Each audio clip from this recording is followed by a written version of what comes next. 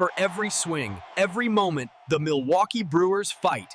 It's not just about hitting the ball, it's about leaving a legacy. Nobody builds pitchers like the Milwaukee Brewers, and if you doubt that, the numbers from the last decade are staring right back at you, practically mocking any critic who says otherwise.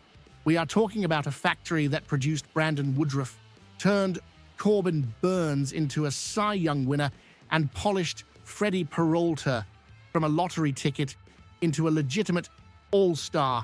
And now the system is about to spit out the next name that will make the entire league look stupid for passing on him.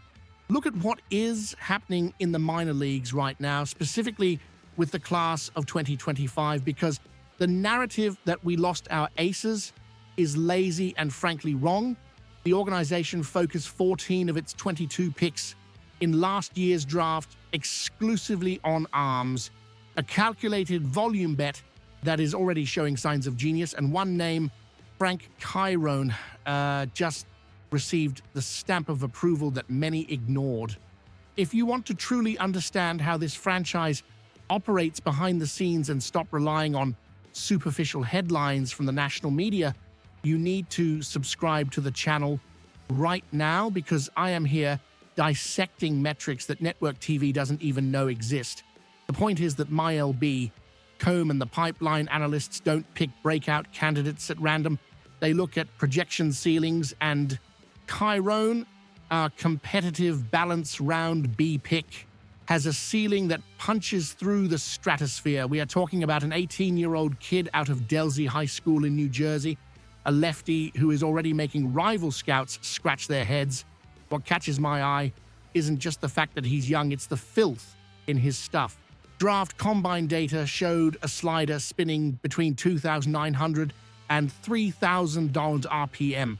For those who don't live buried in spreadsheets like I do, understand one thing: 3,000 revolutions per minute on a high school kid's slider is absolute elite territory. It's the kind of spin that makes the ball vanish from a hitter's eyesight in the last millisecond. Combine that with a fastball that touches 95 meters but plays like it's 98 or 99 in 90.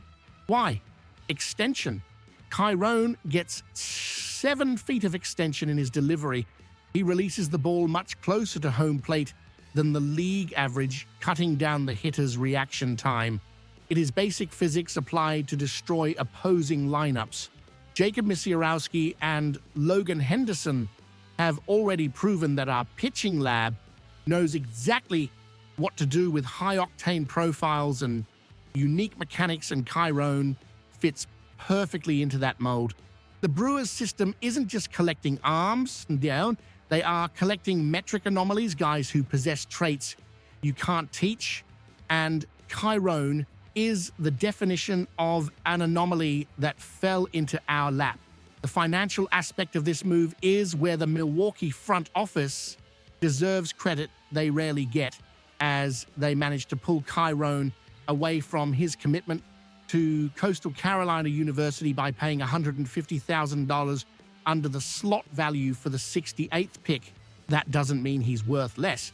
It means the negotiation strategy was flawless, allowing resources to be allocated elsewhere in the draft without losing quality at the top. Money saved in the draft is ammunition to ensure depth, and seeing talent of this caliber signing for less than recommended shows the kid believes in the team's development as much as we do. Now, the big question hanging over everyone's head is where he starts in 2026. Traditional logic would say, let him cook in the Arizona Complex League, away from the spotlight, dealing with the heat and dust while tweaking professional mechanics. But I look at the precedent we just set with Bryce Meckage. Remember Meckage? Another New Jersey prep arm, second-round pick in 2024. What did we do? We skipped the red tape, ignored the excessive caution, and threw him straight into the fire of single A. The result? He dominated in 19 starts. If the front office sees the same mental maturity in Chiron that they saw in Meckage, I wouldn't be shocked if he skipped rookie ball entirely and went straight to the Wilson Warbirds. Would that be aggressive? Yes. Would it be risky? Maybe. But the Milwaukee Brewers didn't get to where they are by playing it safe with pitcher development. They accelerate those who can handle the heat. Jesse Borek and Sam Dykstra from MLB Pipeline didn't put Chiron's name on the table for nothing. They are seeing the same storm brewing that I am. While the rest of the league is worried about spending $300 million on free agents who are going to blow out their elbows in 2 years, we are manufacturing the next elite tier in-house for a fraction of the cost. This depth is what keeps us competitive year after year, even when the small market squeezes us financially.